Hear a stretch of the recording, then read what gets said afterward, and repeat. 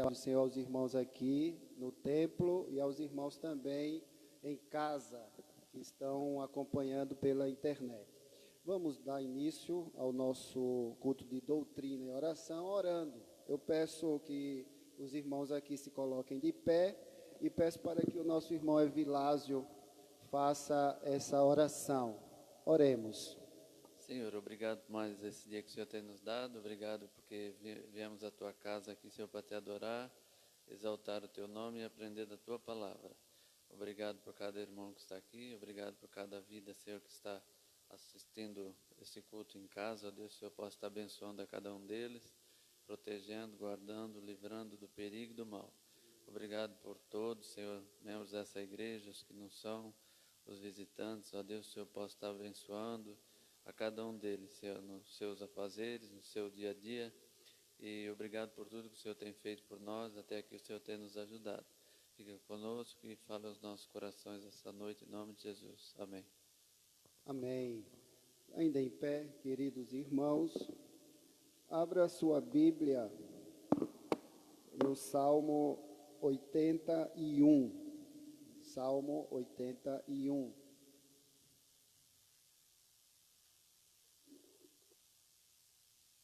Salmo 81.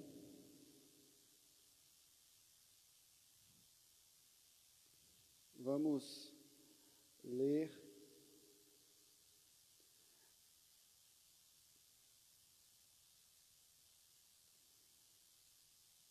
o verso 1. Apenas o verso 1, bem forte. Vamos ler todos juntos o Salmo 81, apenas o verso 1. Salmo 81. Você de casa também abra e acompanhe aí apenas o verso 1. Exortação a louvor e obediência. Vamos ler juntos este verso primeiro. Cantai de júbilo a Deus, força nossa, celebrai o Deus de Jacó. Vamos cantar o cântico que diz: Jesus, em tua presença, reunimos-nos aqui. Vamos cantar com alegria a esse Deus maravilhoso que nós servimos, que é a nossa força.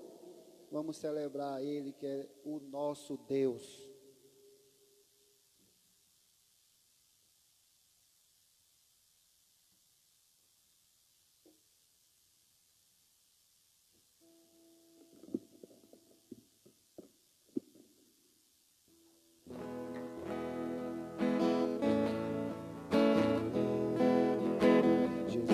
Em tua presença, reunimos-nos aqui, contemplamos tua face, rendemos-nos a ti, pois um dia tua morte trouxe vida a todos nós, nos deu completo acesso ao coração do Pai.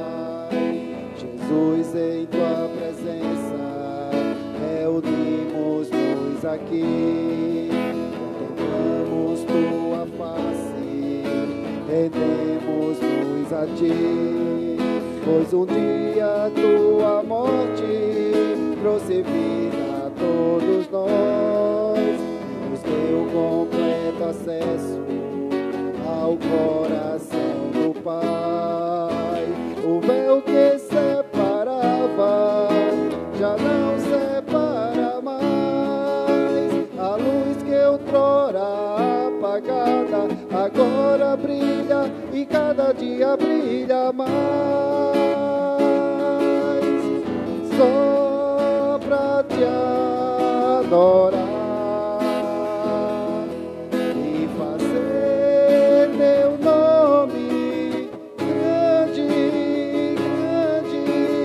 e te dar o louvor que é devido. Estamos nós aqui. Amém, queridos. Vamos cantar mais um cântico. Eu não separei ali, Dani, mas os irmãos conhecem e que diz assim: Espírito enche a minha vida. Vamos louvar o nosso Deus.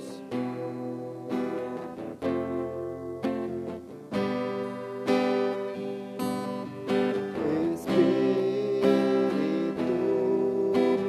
enche a minha vida, enche-me com teu poder, pois de ti eu quero ser.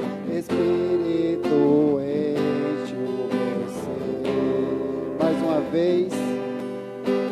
Espírito, enche a minha vida, enche-me com teu poder, pois de ti eu quero ser.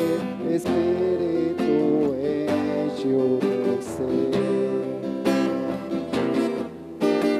As minhas mãos eu quero levantar e em louvor te adorar. Meu coração eu quero derramar diante do teu altar. As minhas mãos eu quero levantar e em louvor te adorar. Meu coração eu quero derramar diante do teu altar, diante do teu altar. Amém. Vamos orar mais uma vez.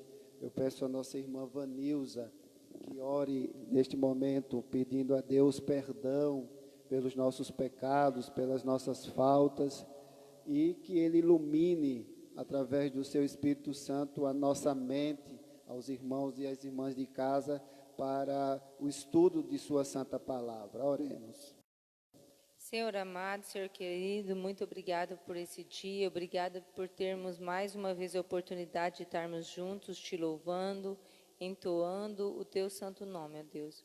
Pai querido, pedimos agora que o Senhor venha vasculhar o nosso coração, ó Deus, e nos mostrar tudo aquilo que entristece o Senhor e que possamos estar pedindo perdão, ó Deus, daquilo que nos afasta do teu santo nome, ó Deus. Nos ensina a vivermos uma vida de santidade, ó Deus, onde reconhecemos e pedimos perdão e voltamos as nossas vidas para a honra e glória do teu nome somente, ó Pai. Fala conosco, usa o teu servo, ó Deus, para trazer a tua palavra, que nós possamos escutar, aprender e, acima de tudo, ó Deus, colocar em prática em nossas vidas, Senhor. Que tudo o que ouçamos da tua palavra possa ser vivenciada em nossas vidas. Abençoa cada família aqui representada, abençoa o teu povo em casa, fica conosco. É o que nós pedimos e te agradecemos. Amém. Amém. Podeis assentar os irmãos. Queridos, nós estamos estudando a Confissão de Fé do Westminster e estamos no primeiro apenas, que é sobre a Sagrada Escritura. E vimos já a primeira sessão ou o primeiro parágrafo. Nós vamos hoje entrar na segunda sessão. E eu gostaria que você prestasse bem atenção no que diz a segunda sessão da nossa Confissão de Fé do Westminster, no capítulo 1, sobre Sagrada Escritura. Eu peço, antes de ler a segunda sessão, eu vou distribuir aqui 4 textos para que os irmãos que aqui estão leiam na hora que eu pedir para ler. Eu peço para a nossa irmã Letícia ler João 5,39, o nosso irmão Luiz Gustavo ler primeira carta aos Tessalonicenses, no capítulo 2, versículo 13, a flanelinha não está aqui, Dan, está lá embaixo, tem que pegar outra lá.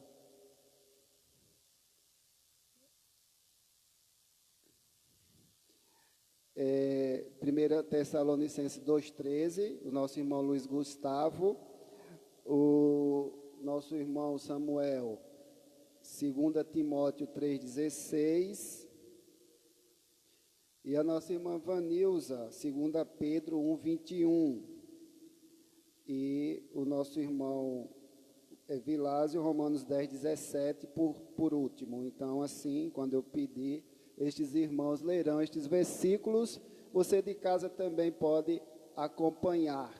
Nós vamos estar, neste momento, vamos estudar esta segunda sessão, que vai falar sobre o cânon sagrado.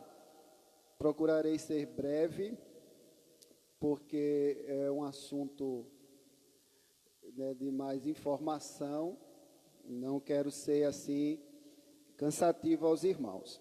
Então, essa segunda sessão ela vai falar sobre o cânon sagrado, né, os dois testamentos, o Antigo e o Novo. E diz assim, esta segunda sessão do primeiro capítulo da nossa confissão de fé. Diz o seguinte: sob o nome de Escritura Sagrada ou Palavra de Deus escrita, incluem-se agora todos os livros do Antigo e do Novo Testamentos, todos dados por inspiração de Deus para serem a regra de fé e de prática. E aí eu quero fundamentar isso, que a sessão segunda do capítulo 1 da nossa confissão de fé, que fala sobre a Escritura Sagrada, ela nos diz. Então, vamos fundamentar o que eu acabei de falar agora, lendo os textos que aqui eu mencionei e distribuí. Primeiro, então, a nossa irmã Letícia, João 5,39. Examinais as Escrituras, porque julgais ter nelas a vida eterna, e são elas mesmas que testificam de mim. Muito bem. 1 Tessalonicenses, o Luiz Gustavo, capítulo 2, verso 13. 1 Tessalonicenses 2,13, Luiz Gustavo, pode ler. Pelo que também damos sem cessar graças a Deus, porque havendo recebido de nós a palavra da pregação de Deus, a recebeste, não como palavra de homens, mas, segundo é na verdade, como palavra de Deus, a qual também opera em vós, os que credes. Então, você observa que tanto no capítulo 5 de João, verso 39, o Senhor Jesus disse para examinarmos as Escrituras, porque elas testificam dele e são elas que nos dão a vida eterna, nos mostram, né, quem é a vida eterna. A vida eterna é o próprio Jesus Cristo. E na leitura de Luiz Gustavo, em 1 Tessalonicenses 2,13, Paulo escrevendo ali aqueles irmãos de Tessalônica, ele diz que essa escritura, o que os apóstolos entregaram, não é obra deles mesmos, mas é divino, é algo divino.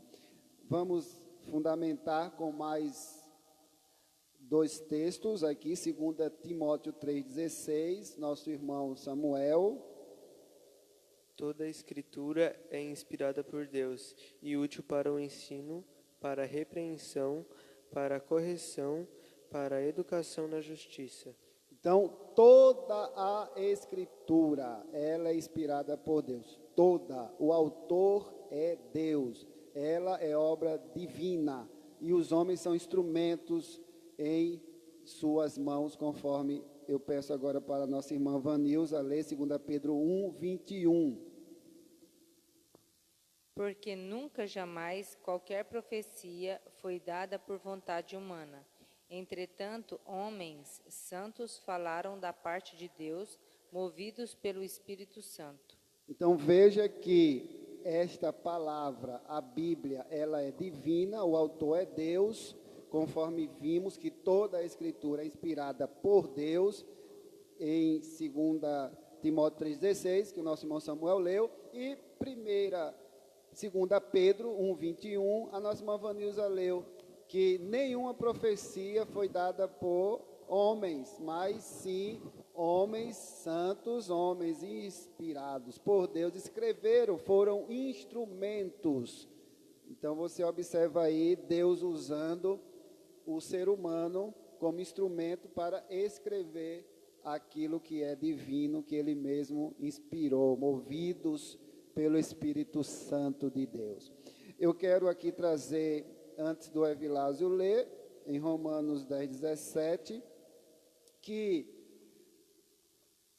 temos, conforme foi lido já aqui, esta segunda seção ou segundo parágrafo deste capítulo 1 da Sagrada Escritura, que diz: sob o nome de Escritura Sagrada ou Palavra de Deus, incluem-se agora todos os livros do Antigo e do Novo Testamentos, todos dados por inspiração de Deus para serem a regra de fé e de prática. E vimos isto aqui ao lerem aqui, os irmãos puderam constatar isto. E quais são estes livros? Estes livros são 39 livros do Antigo Testamento: Gênesis, Êxodo, Levítico, Números, Deuteronômio, Josué, Juízes, Ruth, 1 Samuel, 2 Samuel, 1 Reis, 2 Reis, 1 Crônicas, 2 Crônicas, Esdras, Neemias, Esther, Jó, Salmos, Provérbios, Eclesiastes, Cântico dos Cânticos, Isaías, Jeremias, Lamentações, Ezequiel, Daniel, Oséias, Joel, Amós, Obadias, Jonas, Miqueias, Naum, Abacuque, Sofonias, Zacarias e Malaquias.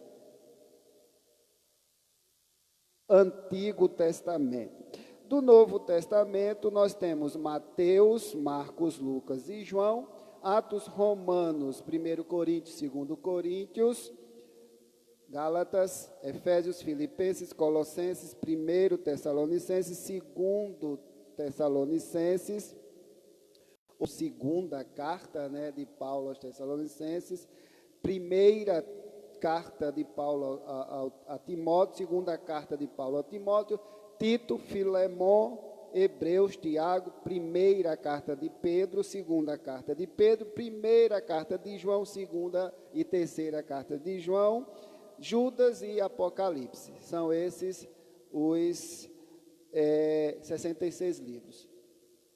39 do Antigo e 27 do Novo, ok? Diante disso, eu quero trazer para nós duas aplicações aqui, duas sínteses deste parágrafo, deste segundo parágrafo que nós acabamos de ler, ou segunda seção, que diz respeito ao cânon sagrado. Primeira síntese aqui desta segunda seção, ou segundo parágrafo, é que o cânon do Antigo Testamento, conforme a coleção judaica, e o do Novo Testamento, segundo a seleção da igreja pelo Paráclito, ou seja, pelo Espírito Santo, né, o advogado, isso é que significa essa palavra grega, estão completos e são inspirados pelo Espírito Santo de Deus. Esta é a primeira coisa que nós precisamos entender, é que tanto o Antigo quanto o Novo Testamentos são completos, estão completos. Não precisa colocar mais nada, nenhum livro adicional, mais nada neles. Segunda síntese aqui é que estes livros destinam-se à criação, destina-se também a nós termos um norte, para nós termos um norteamento, para nós termos também esta orientação e a fundamentação da fé reformada. E aí você observa que agora entra o texto que o nosso irmão Evilásio irá ler, de Romanos 10, 17. Pode ler. E assim a fé vem pela pregação e a pregação pela palavra de Cristo. Então veja que estes livros destinam-se à criação, ao norteamento e à fundamentação da fé reformada, conforme foi lido que assim a fé, ela vem pela pregação, e a pregação pela palavra de Cristo. Então, meus queridos irmãos, eu gostaria de dar início assim, continuando sobre o cânon judaico e protestante, que eu gostaria de falar neste momento sobre o cânon judaico e protestante, Antigo Testamento. Veja que o conteúdo da Bíblia adotada pelos hebreus e definitivamente canonizada por eles num concílio chamado de Jânia, em 90 depois de Cristo, nas proximidades de Jafa, que era o centro do judaísmo palestino, é o mesmíssimo das Bíblias nossas, das Bíblias protestantes, mas o número de livros é menor, 24. E por quê? Por causa das agregações de documentos. E aí eu gostaria de ler para vocês aqui a ordem. O Pentateuco, nós temos Gênesis, Êxodo, Levítico, Número e Deuteronômio. Os livros poéticos, nós temos Josué, Juízes, Samuel, que aí é primeiro e segundo, o Reis, que são também primeiro e segundo, e Isaías, Jeremias, Ezequiel. Depois desses livros aqui, chamados os livros poéticos, que são, ou melhor, os proféticos, né? E que são os primeiros, o sexto, o sétimo, o oitavo e o nono, Josué, Juízes, Samuel e Reis. Temos os últimos, o 10º, 11º e o 12º, que são Isaías, Jeremias e Ezequiel. E depois desta ordem, nós temos os 12 livros proféticos, Oséias, Amós, Joel, Obadias, Jonas, Miqueias, Naum, Abacuque, Sofonia, Ageu, Zacarias e Malaquias. Depois disto, nós temos os escritos propriamente ditos, que são chamados de agiógrafa, que são Salmos, Provérbios, Jó, Cânticos, Rute, Lamentações, Eclesiastes, Ester, Daniel, Esdras e Neemias, eles formam um só, Esdras e Neemias, e o 24º livro, Crônicas. Então, o que foi que eu acabei de ler aqui? A ordem dos livros na sequência da questão do judaísmo, né? do judaísmo ali, e não do protestante, né? E não o nosso hoje que nós temos. Então, veja que eu falei que nós temos o número de livro menor aqui do judaísmo para o protestante. Então, o cânon hebraico, ele implica em 24 rolos. 24 rolos. Foram justamente estes que eu acabei de citar aqui, tá certo? O protestante, nós temos 39. Então, eu estou falando do Antigo Testamento apenas, tá certo? Para que nós entendamos melhor O cânon hebraico, 24. O protestante, 39.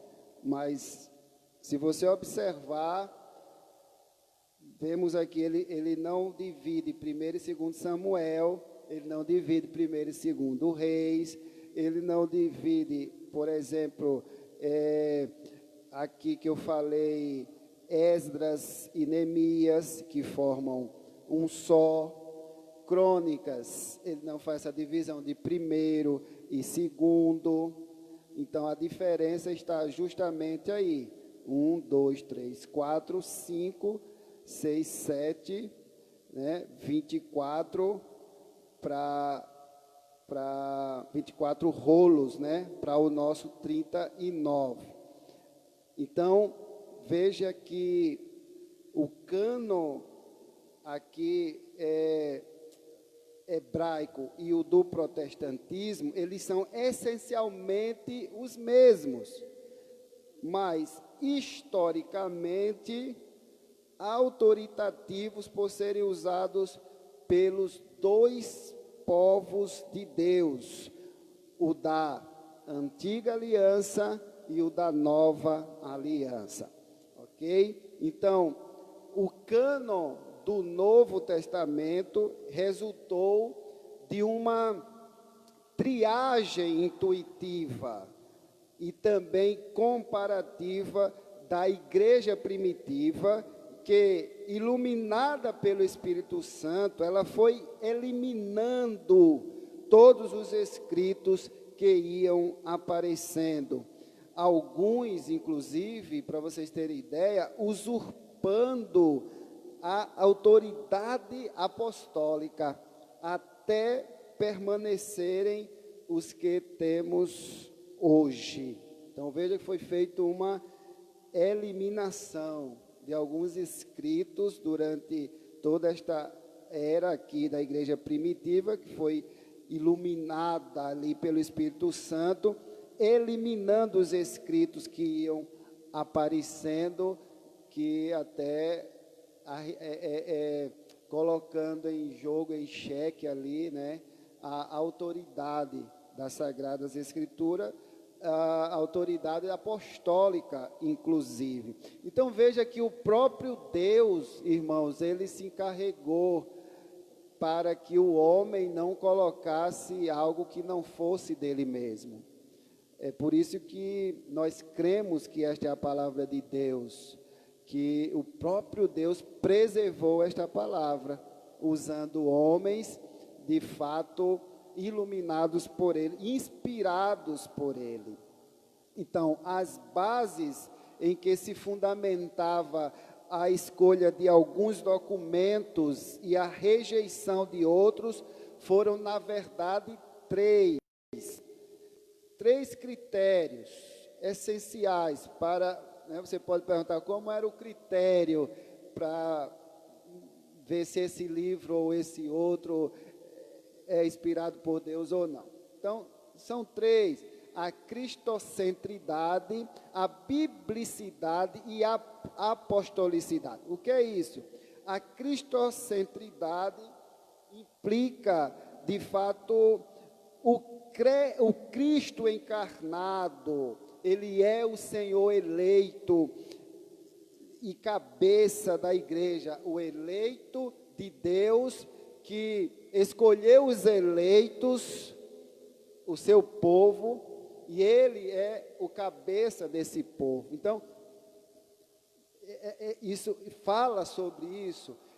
Esse livro tem autoridade, ele bota Cristo no centro, então ele merece ser, de fato, palavra de Deus. Mas vamos para outra, a biblicidade, ou seja, foi Deus quem falou? Foi Deus quem revelou? Ou foi o homem? Então, veja mais um segundo critério, uma segunda verdade aí, para ver que merece crédito ali da igreja, nessa questão da canonicidade. O terceiro critério é justamente a apostolicidade. Veja, isso significa que os apóstolos são as testemunhas diretas vida, da vida, apenas não da vida, mas também do ministério, da morte e da ressurreição de Cristo, do nascimento da igreja e também não só do crescimento da igreja, mas de sua comissão missionária. Então, estes eram os 3 critérios, as 3 verdades fundamentais para se dar a canonicidade do livro. Se ele é cristocêntrico, se ele é bibliocêntrico e se tem a apostolicidade deste livro. E até aqui os irmãos estão ok? Então, veja, irmãos, que a seleção que alguns entendem ser natural por um lado e preferencial por outro, tudo está conforme os consequentes de um judaísmo transformado pela nova mensagem do Messias, pela nova mensagem de Cristo. E diga-se de passagem que este Cristo, vitimado pelos seus próprios compatriotas, pelos seus próprios compatriotas, ele foi ali, de fato, segundo o nosso entendimento, resultado do testemunho interno do Espírito Santo e da inspiração divina por ação direta do inspirador, que levou o povo de Cristo a distinguir justamente a voz de Deus, a voz daquele Deus trino, em meio àquela voz toda de falsos profetas, de falsos mestres, de homens mentirosos, de falsos cristos. Então veja que em meio a todos aqueles falsos cristos, falsos profetas, homens mentirosos, Deus, ele de fato inspira homens a escrever a sua palavra, a escrever a Bíblia Sagrada. Então, por isso, esses 3 critérios são essenciais: a cristocentridade, a biblicidade e a apostolicidade. Então, irmãos, o papel aqui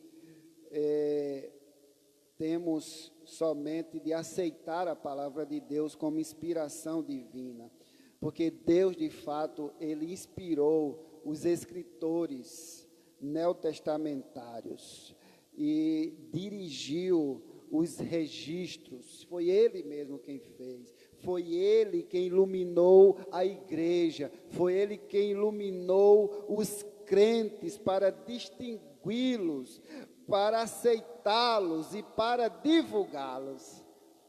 Toda a Escritura. Então, se hoje nós temos esta palavra, foi o próprio Deus quem preservou, foi o próprio Deus quem nos fez aceitá-la, pela sua iluminação do Espírito Santo. Veja que, ao escrever, foram homens inspirados. Para entender, nós somos homens iluminados, porque o Espírito Santo de Deus é quem abre a nossa mente, é quem faz com que nós entendamos a sua santa palavra. Então, irmãos queridos, estes aqui, nós temos algumas questões apenas históricas que eu gostaria de passar aqui para vocês, que o papel posterior foi apenas o de catalogar os documentos, mas universalmente aceitos pela cristandade verdadeira. E esse modus assim de operar permitiu no Oriente a Atanásio, ele foi o responsável, um dos pais da igreja, em 367, pela sua importante importante, 39ª carta pastoral, legar-nos a relação completa do Novo Testamento, exatamente como nós temos hoje. Então, nós devemos muito a estes homens que Deus iluminou para catalogar desta forma que nós temos hoje. Ele não canonizou, Atanásio não canonizou, apenas catalogou como nós temos hoje aqui, mas apenas ele catalogou os documentos sacros da nova dispensação, os documentos sagrados da nova dispensação, ou seja, do Novo Testamento, tá certo? Do Novo Testamento. E certamente, influenciado assim pela coletânea deste homem, Atanásio, o Concílio de Cartago, no Ocidente, em 397, fixou definitivamente o cânon, Evangelhos, Atos dos Apóstolos, Cartas Paulinas, Cartas Universais e Apocalipse. Isso no Ocidente, em 397, no Concílio de Cartago. Então, Jerônimo, outro grande pai da igreja, ele, por volta de 382 depois de Cristo, traduziu para o latim a Bíblia hebraica, incluindo os apócrifos, que nós vamos falar na próxima quinta-feira sobre os apócrifos, constantes assim na Septuaginta. Então, a Septuaginta é toda a Bíblia traduzida para o latim, ok? Mas com a recomendação de que eles não deveriam servir como base de fundamentação doutrinária, ou seja, ele traduziu para o latim a Bíblia hebraica, incluindo os apócrifos constantes da Septuaginta, mas recomendando de que estes apócrifos não servem como base de fundamentação doutrinária. Então, a sua versão, conhecida como Vulgata, ela tornou-se padrão na Europa Ocidental e até hoje é a tradução oficial da Igreja Romana, inclusive com os apócrifos. Então, irmãos, os documentos neotestamentários e sua ordem são os mesmos da relação de Atanásio, que fez em 367 depois de Cristo. Então, resumindo, o Novo Testamento ficou definitivamente catalogado tanto para o Oriente como para o Ocidente, catálogo que permanece inalterável. Então, a divisão em capítulos do Novo Testamento, só para que os irmãos, a título de informação, ela teve origem em 459. Veja, em 367, ali por volta, foi catalogado, do jeito que a gente tem hoje. E em 459, nós temos a divisão em capítulos, quando homens como Eutálio, diácono de Alexandria, ele publicou uma edição das cartas paulinas, divididas em capítulos, ok?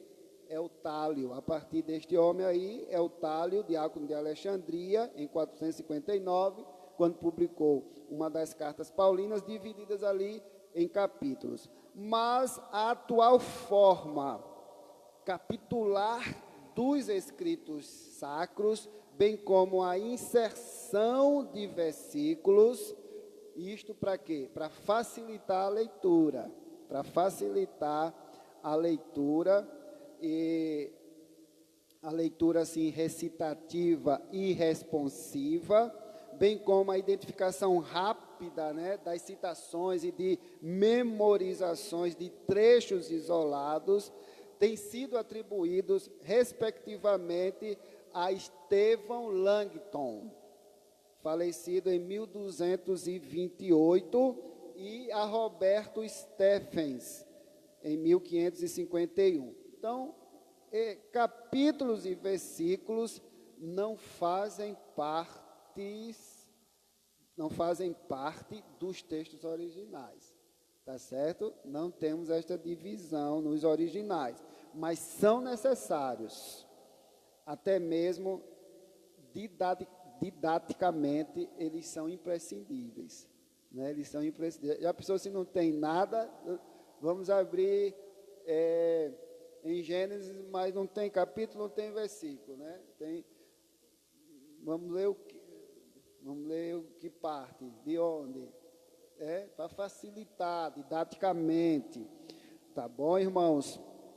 E facilita o manuseio e ordenam a leitura individual, coletiva e litúrgica das Escrituras. Para isso serve, tá bom? Eu fico por aqui.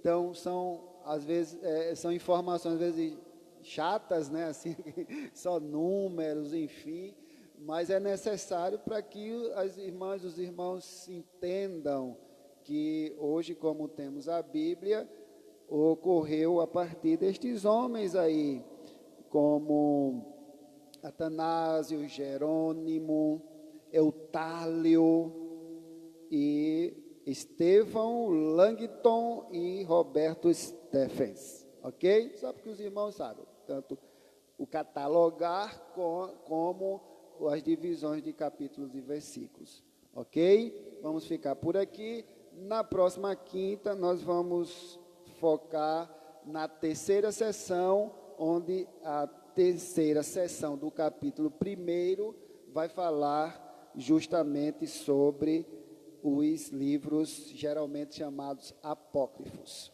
ou seja, aqueles que não são canônicos, que são falsos, né, digamos assim, não são sagrados, tá bom? Vamos ficar de pé, vamos orar, vamos agradecer a Deus por este momento.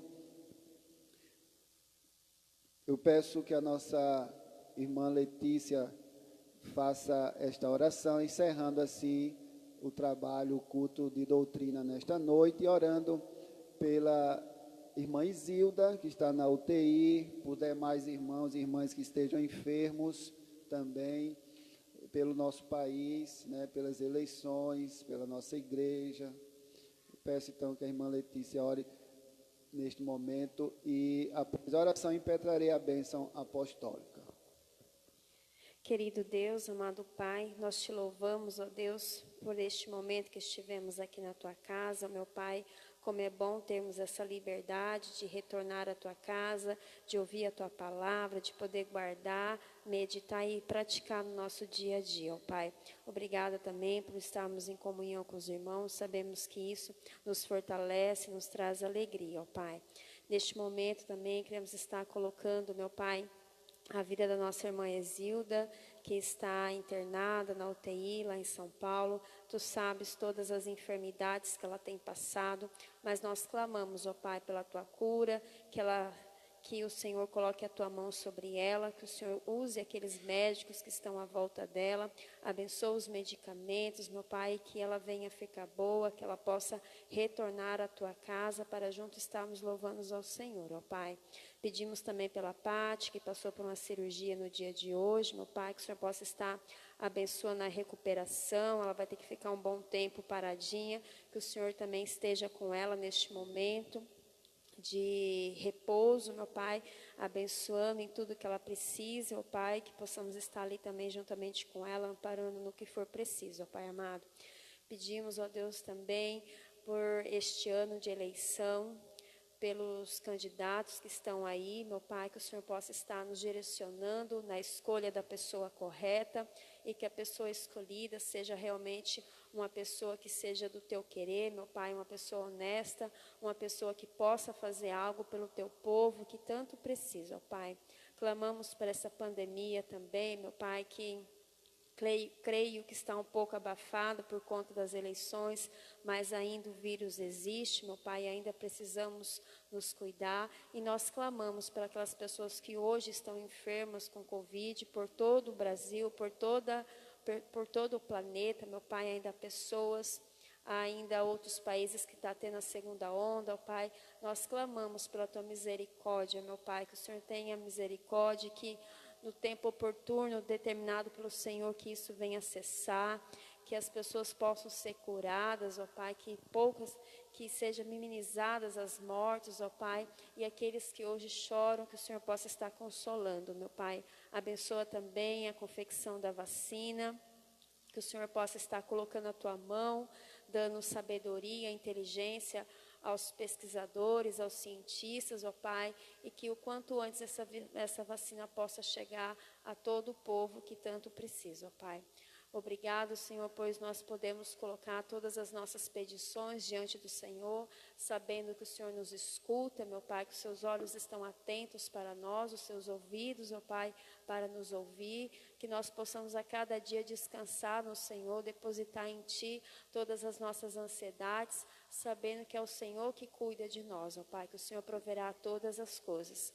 Clamamos pela nossa igreja, pelo Teu povo que se reúne aqui, por cada um que está em casa, meu Pai, que a Tua igreja possa ser fortalecida na força do Teu poder, fortalecida, meu Pai, no Teu Espírito Santo, que a nossa igreja possa cada dia ser cheia do Teu Santo Espírito, uma igreja que Te ama, uma igreja que Te serve com fidelidade e com amor, ó Pai. Abençoa o nosso pastor, dando ânimo, dando fé, fortalecendo, abençoando assim também sua esposa, seus filhos, abençoando também, ó Pai, cada liderança da nossa igreja, que tudo, meu Pai, que é a nossa igreja, através dos líderes e através do Teu povo, tudo que venha a ser feito aqui, seja para a honra e glória do Teu santo nome, meu Pai. Obrigado, Senhor, por nos ouvir, obrigado, meu Pai, pelo véu que foi rasgado, pela liberdade que nós temos de chegar até o Senhor. E nos perdoa, meu Pai, pelos nossos pecados. Somos pecadores, somos miseráveis e precisamos do Senhor